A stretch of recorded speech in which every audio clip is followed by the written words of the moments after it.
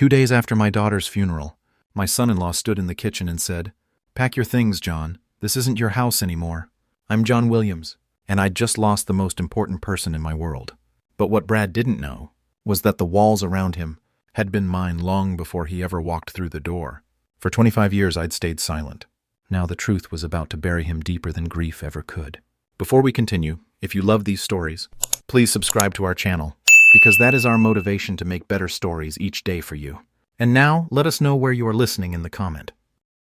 Sarah, my daughter, had been sick for 8 months. Cancer, the kind that moves fast and doesn't give you time to prepare. I'd spent every day at that hospital, watching my beautiful daughter fade away, while Brad complained about the parking fees. "Can't you just visit on weekends?" he'd said. "This is costing me a fortune in gas." That should have been my first warning about who Brad really was. After the funeral on Monday, I thought we'd grieve together, thought we'd support each other through the worst time of our lives. Instead, Brad waited exactly 48 hours before cornering me in the kitchen. "Look, John," he said, not even looking up from his phone. "I've been thinking. This house is too big for one person, and honestly, I need a fresh start.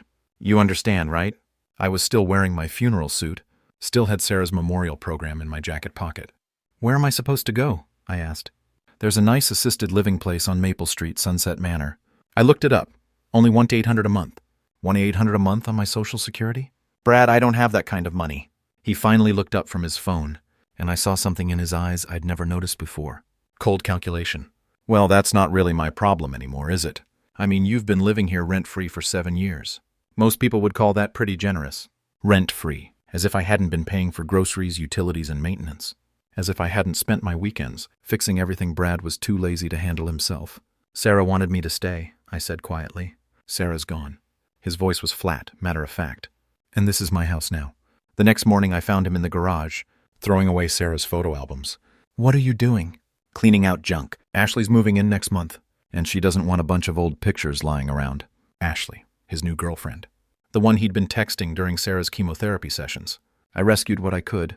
But Brad had already tossed most of Sarah's childhood memories into a dumpster he'd rented. 23 years of birthday parties, school plays, and family vacations. Gone. "You're throwing away our daughter's life," I said. "She's not our daughter anymore, John. She's just your daughter. And you're just a tenant who's overstayed his welcome." By Wednesday evening, he'd changed the locks on the tool shed, where I kept my equipment, expensive tools I'd collected. Over 40 years in construction and real estate development. Tools worth more than Brad's BMW. "Security precaution," he explained when I asked. "Can't be too careful these days." That's when he handed me the papers. A 30-day notice to vacate, printed on official letterhead, he'd probably stolen from his insurance office. 30 days, I said, to find a place, pack up 40 years of belongings, and start over? That's the legal minimum in Colorado. I'm being more than fair. Fair. The man who'd never paid a dime for the roof over his head thought he was being fair. "Brad, please, can we talk about this? Maybe work something out." He laughed, actually laughed. "Work what out, John? You're a retired handyman living on Social Security. I'm a successful insurance adjuster, with a college degree and a career. What exactly do you bring to the table?" I looked at this man who'd slept under my roof for 7 years, who'd eaten meals I'd cooked, who'd never once said thank you for the 1,000 small repairs I'd made to keep his life comfortable. "You'd be surprised," I said quietly. But Brad had already walked away, probably to text Ashley, about how he'd finally gotten rid of the old man. He had no idea that tomorrow would change everything. Thursday morning, I sat in my bedroom, the bedroom Brad was about to take away from me, and made a list of everything I stood to lose. Not just the house, though that hurt enough. This was where Sarah had grown up, where she'd taken her first steps, said her first words, brought home her first report card. Every room held 40 years of memories that Brad was about to erase. But it was more than sentiment. At 63, starting over wasn't just difficult. It was potentially impossible. I'd checked Brad's suggestion about Sunset Manor. $2,800 a month was just the base rate. Add meals, laundry, and basic care, and we were talking $2,500 minimum. My Social Security was $400. My small pension from the construction company was another $600. The math was simple and terrifying. I'd be homeless in 3 months. I'd called the other assisted living facilities in Denver. Shady Grove wanted $300. Mountain View wanted $2,800 plus a $5,000 deposit. Even the places with health code violations wanted more than I could afford. My savings account had $8,000. Sarah's medical bills had eaten through most of my retirement fund. Even if I found the cheapest room in the worst facility, I'd be broke before Christmas. But the worst part wasn't the money. It was watching Brad systematically erase every trace of my daughter's existence. Wednesday night, I'd caught him going through Sarah's jewelry box. Her grandmother's pearl necklace, the one passed down through 3 generations, was sitting on his nightstand, next to a receipt from a pawn shop. "That's not yours to sell," I'd said. "Everything in this house belongs to me now," he'd replied. "Estate law is pretty clear about that." Estate law. As if Brad knew the first thing about legal matters. I'd tried calling Sarah's friends, hoping someone might have space for an old man to crash temporarily. Most were sympathetic but practical. Young families with their own problems. No room for a grieving father-in-law. I'd even swallowed my pride and called my brother in Phoenix. Haven't spoken to him in 5 years. Not since our argument about Mom's will. He'd listened politely, then explained that his homeowners association had strict rules about long-term guests. "Maybe it's time to consider a retirement community anyway," he'd said. "Might be good for you to be around people your own age. People my own age." As if staying connected to my daughter's memory was somehow unhealthy. By Thursday afternoon, the reality had fully settled in. Brad held all the cards. He had possession of the house, legal documentation showing he was Sarah's husband, and enough confidence to bulldoze through any objection I might raise. I was the poor relation, the charity case who'd been living off his generosity for 7 years. A man with no legal standing, no financial resources, and no apparent options. At least that's what Brad believed. I spent Thursday evening in Sarah's room, looking through the documents I'd kept in her closet. Birth certificate, school records, her acceptance letter to Colorado State, the paper trail of a life cut short at 32. But there were other papers in that closet. Papers Brad had never bothered to examine. Papers that told a very different story about who owned what in this house. I pulled out my phone and called Margaret Patterson's office. Margaret had been my attorney for 15 years, ever since we'd worked together on a complex property development deal in 2009. She'd also been my classmate at Colorado State, back when I was studying business and real estate development instead of swinging hammers for a living. "John," she said when she answered, "I'm so sorry about Sarah. How are you holding up?" "I've been better, Maggie. Listen, I need to schedule a will reading tomorrow if possible." "Of course, Sarah's will, among other things. And Maggie, I need you to send formal invitations to a few specific people, including Brad." There was a pause.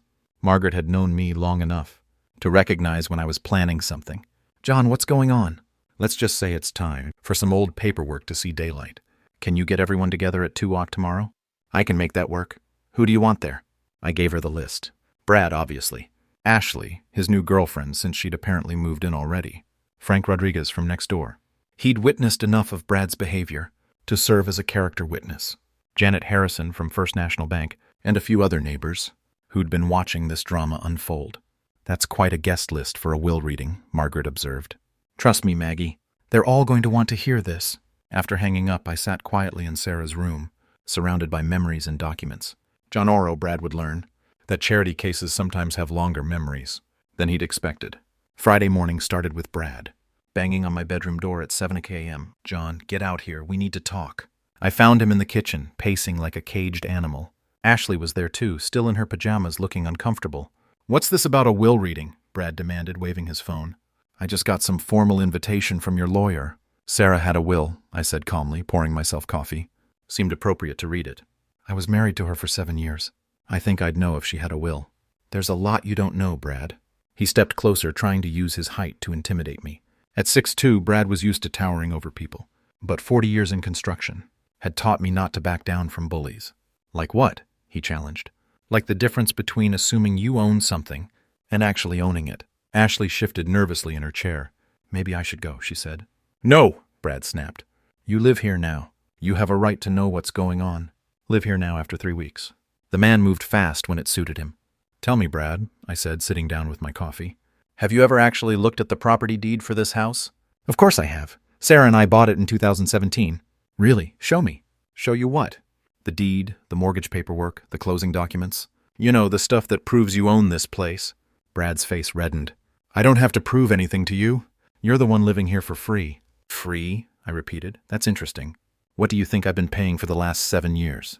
"What are you talking about?" "The utility bills, Brad. The property taxes, the insurance premiums, the maintenance costs.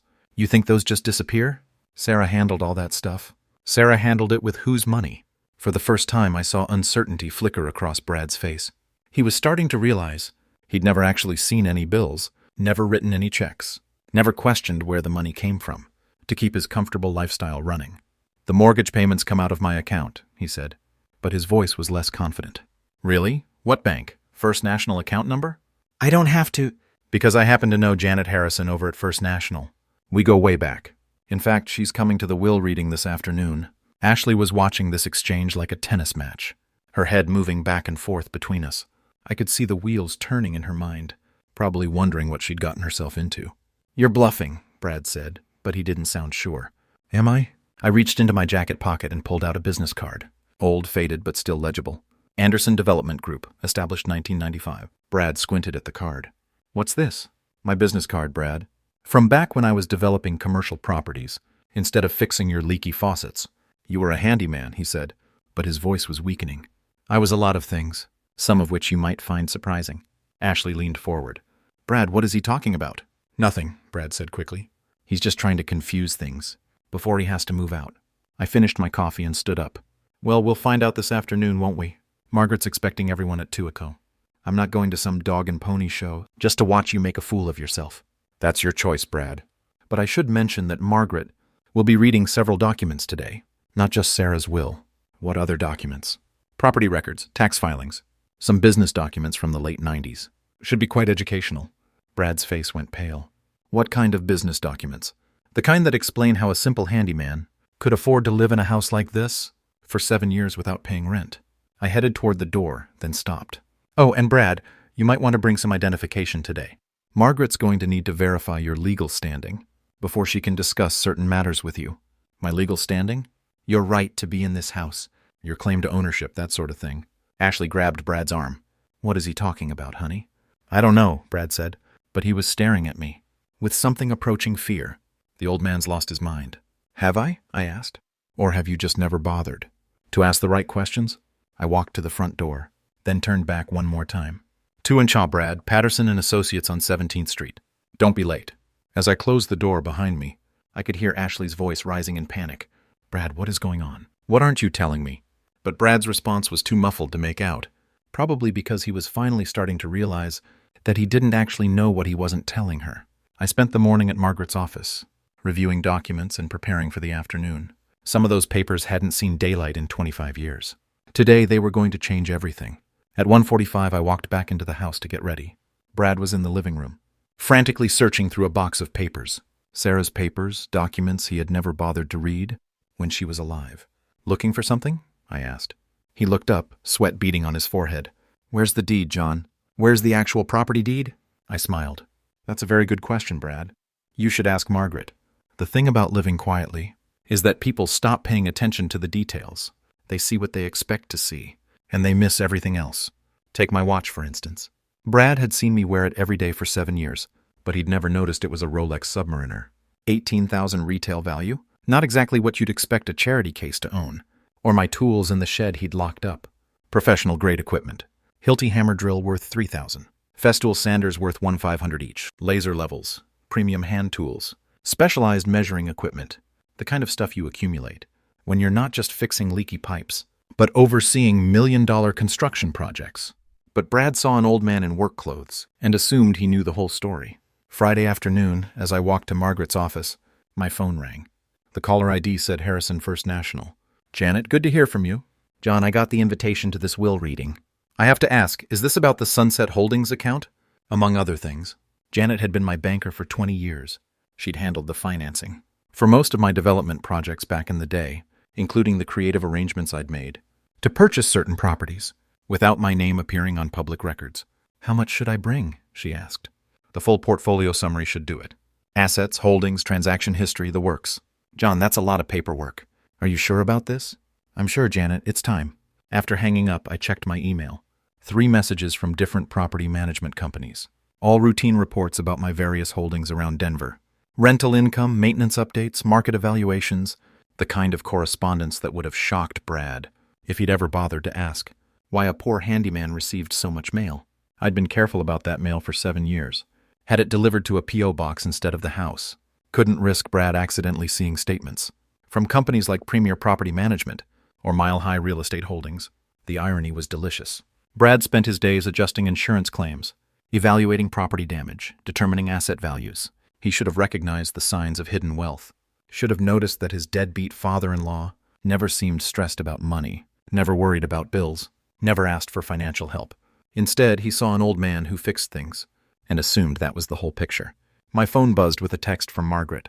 Frank Rodriguez just called. Says he has some interesting photos to share this afternoon. What have you been up to, John? Frank was my next-door neighbor, retired police sergeant with a good eye for detail and a better memory for facts. He'd been watching Brad's behavior all week, documenting things that might become relevant. More importantly, Frank remembered the old days, back when I was still actively developing properties, before I decided to step back and live quietly. He'd been at the ribbon cutting for the Highlands Plaza project in 2008, had photos of me shaking hands with the mayor, accepting a community development award. Those photos were about to become very relevant. At 1:30, I stopped by the house to change clothes. Brad was in the garage still searching through boxes. Ashley was pacing in the driveway, talking rapidly on her phone. "Mom, I don't know what's happening," she was saying. "Brad won't tell me anything, but something's really wrong. Smart girl. Too bad she'd picked the wrong horse to bet on." Inside, I changed into my good suit, the charcoal gray one I'd worn to real estate association dinners, back when I was still networking with developers and city planners. It still fit perfectly. Still looked expensive because it was expensive. Brad looked up when I came downstairs. For the first time since I'd known him, he was speechless. The transformation from work clothes to boardroom attire had apparently registered even with him. "Where did you get that suit?" he asked quietly. "Same place I got the watch," I replied. "Same place I got the tools you locked away. Same place I got a lot of things you've never bothered to ask about." Ashley had come inside, still looking panicked. She stared at me for a long moment, then turned to Brad. "Why does he look like he's going to a business meeting instead of a will reading?" Brad didn't answer. Couldn't answer because he was finally starting to understand that maybe, just maybe, he'd been making some very dangerous assumptions about the old man he'd been pushing around. I checked my Rolex. 1:45. "Time to go," I said. Margaret doesn't like to be kept waiting. As we walked to the car, I noticed Brad's hands were shaking. Good. He was finally asking the right questions. Too bad for him, he was about 7 years too late. Margaret Patterson's conference room had a wall of windows overlooking downtown Denver and a mahogany table that could seat 12. Today it was going to seat 8 very uncomfortable people. I arrived first as planned. Margaret was already there. 3 accordion files spread across the table, like a legal arsenal. "How are you feeling, John?" she asked. "Like Christmas morning," I said, and I meant it. Frank Rodriguez arrived next, carrying a manila folder thick with photographs. Behind him came Janet Harrison from the bank, professional as always, in her navy suit, briefcase in hand. Then came the main event. Brad walked in with Ashley clinging to his arm, both of them looking like they were attending their own execution. They were followed by 3 neighbors, Mrs. Chen from across the street, the Morrison couple from next door, and young Jake Peterson who lived 2 houses down. All people who'd witnessed this week's drama. The last to arrive was someone Brad didn't expect, City Councilman Richard Barnes. He'd worked with me on several development projects over the years and had agreed to attend as a character witness. "John Williams," he said, shaking my hand warmly. "Good to see you again. Though I'm sorry for the circumstances." Brad's mouth fell open. "You two know each other?" "Know each other?" Richard laughed. "John developed half the commercial properties in my district. We've been working together for 20 years. Ashley grabbed Brad's arm tighter. "Brad, what is going on?" Margaret called the meeting to order. "We're here today to read the last will and testament of Sarah Michelle Anderson Wilson, deceased March 8, 2024. She opened the first folder and began reading. Sarah's will was straightforward. A few personal items to friends, her car to charity, and a touching letter to me about how much our relationship had meant to her. But then Margaret opened the second folder. However, before we can fully execute Sarah's wishes, we need to address some questions about property ownership that have recently come to light." Brad leaned forward. "What kind of questions?" "Questions about who actually owns the house." "Where you've been living, Mr. Wilson?" "I own that house," Brad said, but his voice cracked. "Sarah and I bought it in 2017. Margaret pulled out a thick document. "This is the warranty deed for 1247 Maple Grove Drive, recorded with Jefferson County on March 15, 1998. She passed it around the table. Brad grabbed it first, scanning frantically. "The property was purchased by Sunset Holdings, LLC. Margaret continued. "For $180,000. The purchaser's representative was Thomas James Anderson." The room went dead silent. You could hear the air conditioning humming. "That's—" Brad stared at the document. "That's impossible." "Is it?" Margaret pulled out another stack of papers. "These are the property tax records for the same address. 25 years of payments, all made by Sunset Holdings, LLC. Total paid over $900,000. Janet Harrison opened her briefcase. "I have the banking records," she said quietly. All payments originated from Mr. Anderson's business account. Brad's face went white. But Sarah said we bought the house. You moved into the house, I said calmly. Sarah never said you bought it. Ashley stood up abruptly. I need some air. Sit down, Margaret said firmly. We're not finished. She opened the third folder, the thick one. Mr. Wilson, you've been living in Mr. Anderson's property for 7 years. During that time, did you ever pay rent? No. But did you ever pay property taxes? Sarah handled. Did you ever pay homeowner's insurance? I thought. Did you ever see a mortgage statement with your name on it? Brad's mouth opened and closed like a fish. No sound came out. Frank Rodriguez cleared his throat. If I may, he said, opening his folder. I have some photographs that might be relevant. He spread out pictures across the table. Me at various ribbon cuttings, award ceremonies, business dinners. One showed me shaking hands with the mayor at the dedication of Highlands Plaza. Another showed me receiving the Colorado Real Estate Developer of the Year award in 2008. I took most of these, Frank said, back when John was one of the most successful property developers in Jefferson County. Councilman Barnes nodded. John's developments brought in over $40 million in tax revenue to our city. We honored him multiple times for his contributions to community growth. Brad was staring at the photos, like they were written in a foreign language. You're a handyman, he whispered. I'm a retired real estate developer, I corrected. I did handyman work as a hobby, kept my skills sharp, stayed connected to the trades. But you're poor, Ashley protested. You dress like you drive that old truck. Janet Harrison laughed. Mr. Anderson's net worth is approximately $15.2 million. His property portfolio includes 12 commercial buildings and 6 residential rental properties throughout the Denver metro area. The neighbors were murmuring now, pieces clicking into place. Mrs. Chen was nodding like she'd suspected something all along. Margaret pulled out one final document. This brings us to the current situation. Mr. Wilson, you gave Mr. Anderson 30 days' notice to vacate his own property. Is that correct? I didn't know. You also changed the locks on his personal storage area, preventing him from accessing tools, worth approximately $50,000. Is that correct? Brad's hands were shaking visibly now. I thought. And you disposed of his late daughter's personal belongings, without permission, including items of significant sentimental value. Is that correct? Stop, Ashley said suddenly. Just stop. Brad, we're leaving now. But Margaret wasn't finished. Actually, you can't leave, Mr. Wilson. We have one more document to review. She pulled out a crisp, official-looking paper. This is a 30-day notice to quit and surrender possession of the premises, served by the legal owner of 1247 Maple Grove Drive. She slid it across the table to Brad. Congratulations, Mr. Wilson. You're being evicted. The room erupted in chaos. Ashley was hyperventilating into a paper bag. Brad was staring at the eviction notice, like it might burst into flames. The neighbors were whispering among themselves, and I could hear Mrs. Chen saying, I knew something was off about that boy, but I just sat there perfectly calm, watching 25 years of careful planning finally come to light. Margaret banged her gavel. Yes, she actually had a gavel, and called for order. We're not finished here. Mr. Wilson, do you understand what you've just been served? Brad looked up, his face completely drained of color. This can't be legal. I live there. I have rights. You have squatter's rights, Margaret replied coldly, which in Colorado requires you to openly occupy a property for 18 years and pay all taxes and fees. You've done neither. Janet Harrison opened another folder from her briefcase. I have the complete financial history of this arrangement. Mr. Anderson has paid every expense associated with 1247 Maple Grove Drive since 1998. Property taxes, insurance, utilities, maintenance, improvements, everything. She spread out bank statements across the table. 25 years of meticulous records. The total investment in this property comes to approximately $1.4 million, not including the original purchase price. But I improved the house, Brad protested weakly. I put in a new deck, with materials purchased by Mr. Anderson, Frank Rodriguez interjected. I helped him load that lumber, $1,400 worth from Home Depot. John paid cash. The hot water heater, Brad tried again. Installed by Morrison and Sons Plumbing, I said calmly. Check came from my account. I have the receipt. The new windows. Anderson Glass Company, Margaret interrupted, consulting her notes. $8,000 paid by Sunset Holdings LLC on September 15, 2019. Ashley was rocking back and forth in her chair. This isn't happening. This isn't happening. Oh, it's happening, Councilman Barnes said. John, why didn't you ever tell anyone about this arrangement? Sarah asked me not to, I said simply. She was embarrassed that Brad couldn't afford the house payments. Thought it would hurt his pride if people knew I was subsidizing their lifestyle. The truth hit Brad like a physical blow. Sarah knew. Sarah set up the whole arrangement. She came to me in 2017 crying, because you'd applied for a mortgage you couldn't possibly afford.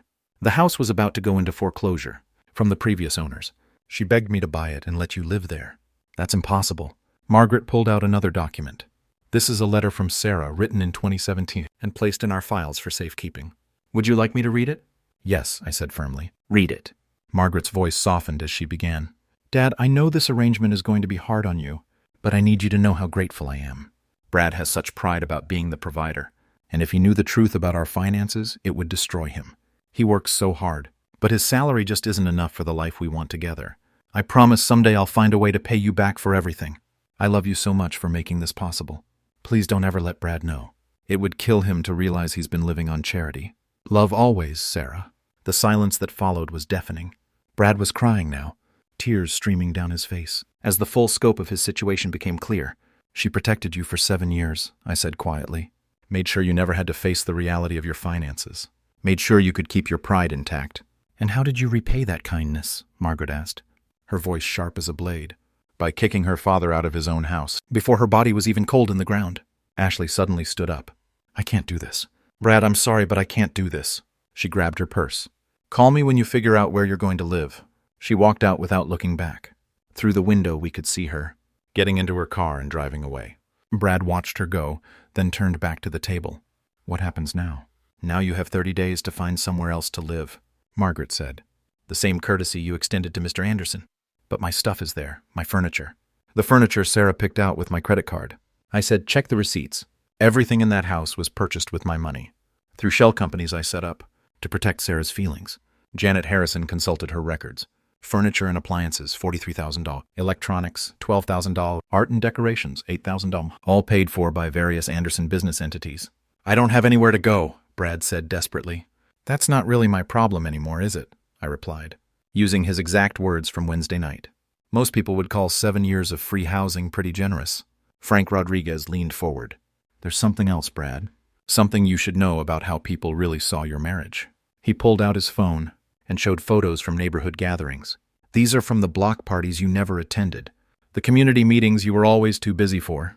He swiped through images of me helping neighbors, fixing Mrs. Chen's fence, organizing the annual Christmas light display, coordinating snow removal for elderly residents. Everyone knew John was the real head of that household. Sarah always deferred to him on major decisions, always asked his opinion about finances, improvements, purchases. We all assumed he owned the house. You assumed wrong, Brad said weakly. No, Mrs. Chen spoke up for the first time. We assumed right, you assumed wrong. Margaret gathered her papers. Mr. Wilson, you have 30 days from today to vacate the premises. All personal belongings must be removed. Any items left behind will be considered abandoned property. What about my job? People will find out about this. People will find out what? Councilman Barnes asked. That you've been living beyond your means. That you took advantage of an elderly man's generosity. That you repaid kindness with cruelty. That you're being evicted from a house you never owned in the first place, Janet Harrison added. Brad slumped in his chair, completely defeated. The confident, entitled man who'd cornered me in the kitchen yesterday was gone. In his place sat someone who finally understood the difference between appearance and reality. John, he said quietly, I'm sorry, I didn't know. You didn't want to know, I corrected. You wanted to believe you were successful, important, in control. The truth would have interfered with that story. Margaret stood up. Gentlemen, ladies, this concludes our business for today.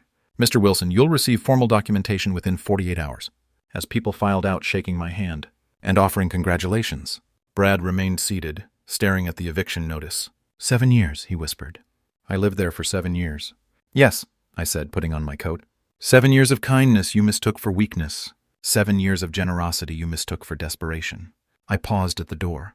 The tragedy isn't that you're losing the house, Brad. The tragedy is that you never appreciated having it in the first place.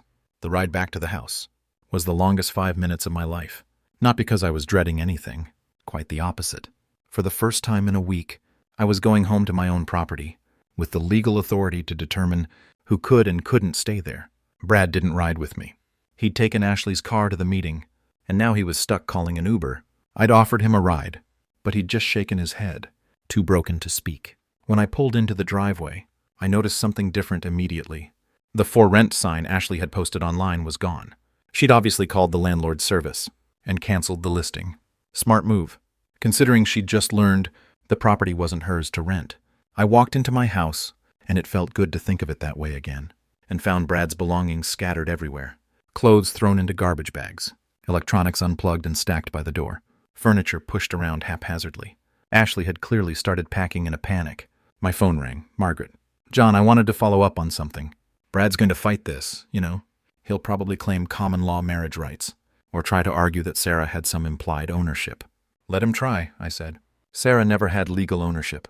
She was never on the deed, never made a payment, never signed a mortgage. Colorado doesn't recognize common law marriage, and even if they did, you can't inherit something that was never owned. I know that, and you know that. But desperate people do desperate things. I want to make sure you're protected. What do you recommend? I'm filing a restraining order tomorrow morning. Temporary protective order that prevents Brad from entering the property or removing any items without court supervision. Also filing for immediate possession, based on his threats and harassment. Threats? The 30-day notice you received constitutes a threat against your legal property rights. The changed locks constitute illegal exclusion, and his disposal of Sarah's belonging constitutes destruction of property. I smiled. Margaret had always been thorough. How long will this take? Emergency hearing Monday morning. Judge Martinez owes me a favor from the Henderson case last year. Brad will be served with papers tomorrow, and he'll have 72 hours to respond, or face immediate eviction. After hanging up, I heard a car in the driveway. Brad was back, carrying a bottle of whiskey, and looking like he'd aged 10 years in 2 hours. John, he said as he walked in, we need to talk. No, we don't. Please, just 5 minutes. I looked at this man, who'd spent a week dismantling my life, and felt something I hadn't expected. Pity. What do you want to say, Brad? He sat down heavily on the couch, my couch, purchased with my money, and opened the whiskey. I called my mom, he said. Told her what happened. She said she'd been wondering for years how I could afford this place on my salary. Smart woman. She also said she'd noticed you always seem to know more about real estate than you let on. Said you talked like someone who'd been in the business. I didn't respond. Brad took a long drink and continued. I called my boss, too. Told him I might need some time off to deal with a family situation. He asked if I was having money problems again. Again? I borrowed against my 401k 3 years ago. Had some gambling debts Sarah never knew. He laughed bitterly. Turns out there were a lot of things Sarah never knew. My phone buzzed with a text from Frank Rodriguez. Police cruiser just drove by twice. I think Brad called them. I showed Brad the message. Did you call the police? No, but Ashley might have. She was pretty upset when she left the law office. As if on cue, a police cruiser pulled into the driveway. 2 officers got out, looking official and slightly confused. I met them at the door. Officers, I'm John Williams. This is my property. Mr. Anderson, the older officer said, consulting his notepad. We got a call about a domestic disturbance. Something about illegal eviction proceedings. Brad appeared behind me. I called them, he admitted. I thought maybe you were running some kind of scam. The younger officer looked back and forth between us. Who lives here? I own the property, I said calmly. I have the deed, tax records, and a court order being filed Monday morning. Mr. Wilson has been a guest here for 7 years. A guest? Brad started to protest, but I cut him off. Officer, I have documentation from today's legal proceedings. Would you like to see it? I showed them the eviction notice signed by Margaret and legally served. The officers read it carefully. Mr. Wilson, the older officer said, this appears to be a legitimate eviction proceeding. Do you have any documentation showing you own this property? I know. I thought my wife owned it. Your wife? She died last week. The officers exchanged glances. I'm sorry for your loss, sir. But if you don't have legal ownership documentation, and Mr. Anderson does, then this is a civil matter. You'll need to work it out through the courts. Brad's shoulders sagged. What am I supposed to do? Find somewhere else to stay while you consult with an attorney, the younger officer suggested. Do you have family nearby? My mom lives in Grand Junction. That might be a good option. After the police left, Brad and I stood in the living room, surrounded by his hastily packed belongings. John, he said quietly, I know I don't have the right to ask this, but could I have until Monday? Just to figure out where I'm going? I studied his face. The arrogance was completely gone, replaced by genuine fear and regret. You can stay until Monday morning, I said finally. But you sleep in the guest room. And Brad, yeah? You don't touch anything else in this house. No more packing, no more moving furniture, no more throwing away memories. This is my home, and you're going to treat it with respect. He nodded, looking grateful for even that small mercy.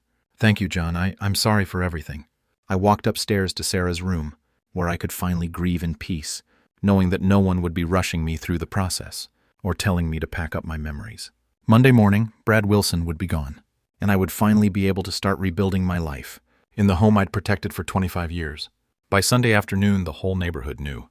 I was working in the garden, something I'd missed doing, while Brad controlled the outdoor spaces when Mrs. Chen came over with a casserole and a huge smile. "John," she said, "Harold and I have been talking. We owe you an apology." "For what?" "For not saying something sooner. We knew Brad was treating you poorly, but we thought it was family business. If we'd known you owned the house, you would have done what? It's not your responsibility to police other people's relationships." "Maybe not, but we could have been better neighbors, better friends." She handed me the casserole. "This is from all of us on the block. We're having a little gathering tonight at 6 o'clock. Kind of a welcome back party for the real homeowner." By 6 o'clock, my backyard was full of neighbors I'd known for years, but had never really celebrated with. Brad had always made excuses about why we couldn't attend block parties or community events. Now I understood why. He was afraid people would ask too many questions about his finances. Frank Rodriguez brought his barbecue grill. The Morrison couple brought wine. Young Jake Peterson brought his guitar and played while kids ran around the yard. For the first time in years, my house felt like a home instead of a tense battleground. "John," Jake said during a quiet moment, "I've got to ask, how did you keep the secret for so long?" "Practice," I said, "and a daughter who asked me to." "But weren't you angry? All those times Brad talked down to you, treated you like hired help." I thought about that. Angry sometimes, but mostly I was sad. Sad that he was so insecure. He needed to put others down to feel important. Sad that Sarah felt she had to protect his ego at the expense of honesty. Mrs. Chen overheard. "What's going to happen to him?" "He'll figure something out. Brad's not a bad person, just a weak one. This might actually be good for him in the long run." "How can losing everything be good for someone?" "Because everything he thought he had was built on lies. Now he has a chance to build something real." My phone had been buzzing all weekend, with calls and texts. Word was spreading beyond the neighborhood. Margaret called Saturday morning. "John, I've had 3 reporters contact my office. Apparently someone posted about this on social media. You might want to prepare for some attention." Janet from the bank called Saturday afternoon. "The story is making rounds in the real estate community. People are calling you the secret millionaire next door. How do you feel about that?" Councilman Barnes called Sunday morning. "John, I've been thinking about our conversation yesterday. The city's been looking for experienced developers to consult on affordable housing projects. Would you be interested in coming out of retirement?" But the call that surprised me most came Sunday evening, just as the neighborhood party was winding down. "Mr. Anderson, this is Michelle Stevens from Channel 7 News. We'd like to do a story about your situation, something about hidden generosity and family dynamics." "I'm not interested in being on television," I said. "What about a print interview? We think your story could help other families dealing with similar issues." "What kind of issues?" "Adult children taking advantage of elderly parents, financial abuse, estate planning, the importance of setting boundaries." I thought about that. How many other families were dealing with entitled relatives who'd forgotten the difference between generosity and weakness? "I'll consider it," I said finally. Monday morning arrived gray and cold. I was up early, drinking coffee, and watching Brad load his belongings into a rental truck. He moved slowly, like a man carrying the weight of 7 years' worth of mistakes. At 9:00 a.m., Margaret's process server arrived with the final paperwork. Brad signed everything without argument, looking defeated but no longer angry. "John," he said as he prepared to leave, "I found something you should have." He handed me a small box. Inside was Sarah's engagement ring, not the one Brad had given her, but the promise ring I'd bought her for her 16th birthday. She'd worn it on her right hand until the day she died. "She asked me to make sure you got this back," he said quietly. She said it was more important to her than her wedding ring. For the first time since this whole ordeal began, I felt tears in my eyes. "Thank you, Brad." He nodded and walked to his truck. Before getting in, he turned back one more time. "For what it's worth, John, you raised an amazing daughter. She loved you more than anything in the world." Then he drove away, and I was finally alone in my house. But I wasn't really alone. I had a neighborhood full of friends, a successful business waiting for my attention, and 25 years of memories in a home that had always been mine. Most importantly, I had the knowledge that I'd honored my daughter's wishes while still protecting my own dignity. Sometimes that's the best any of us can do. 3 months later, I was sitting in my renovated home office, Sarah's old bedroom, which I'd finally felt ready to transform, when the doorbell rang. It was Brad. He looked different, thinner, more tired, but somehow more substantial, like someone who'd been carrying a heavy load and had finally set it down. "John," he said, "I hope it's okay that I came by." "It's your right to ring the doorbell," I said, "but you can't come in without an invitation." "I understand. I just wanted to tell you something." I stepped onto the porch, closing the door behind me. Old habits. I'd spent 3 months relearning how to set boundaries, and I wasn't about to abandon that progress now. "I'm living in Grand Junction," Brad said. Moved in with my mom temporarily. Got a job with a smaller insurance company. Less money, but more honest work. Good for you. I started seeing a therapist too, talking about why I needed to feel important all the time, why I couldn't just be grateful for what I had. I waited. This was his conversation to have. She helped me understand something, he continued. I was so afraid of being seen as a failure that I convinced myself I was entitled to success. Didn't matter whose success it actually was. That's a hard lesson to learn. The hardest part is knowing that Sarah knew, knowing that she protected me from the truth, because she was afraid I couldn't handle it. Could you have handled it? Brad thought about that for a long moment. 7 years ago? Probably not. I was too insecure, too proud. But maybe if I'd been forced to face reality sooner, I wouldn't have become the kind of person who kicks a grieving father out of his own house. A car pulled into my driveway. Margaret arriving for our weekly business meeting. She'd convinced me to come out of retirement, and we were developing a new affordable housing project downtown. Brad noticed the car. I should let you get to your meeting. Brad, I said as he turned to leave, thank you for bringing me Sarah's ring. That meant a lot. She would have wanted you to have it. Margaret walked up the path, briefcase in hand. She nodded politely to Brad but didn't say anything. Professional courtesy, John, Brad said. I know I don't have the right to ask this, but would it be okay if I sent you a card? On Sarah's birthday. Just to let you know I'm thinking about her? I studied his face.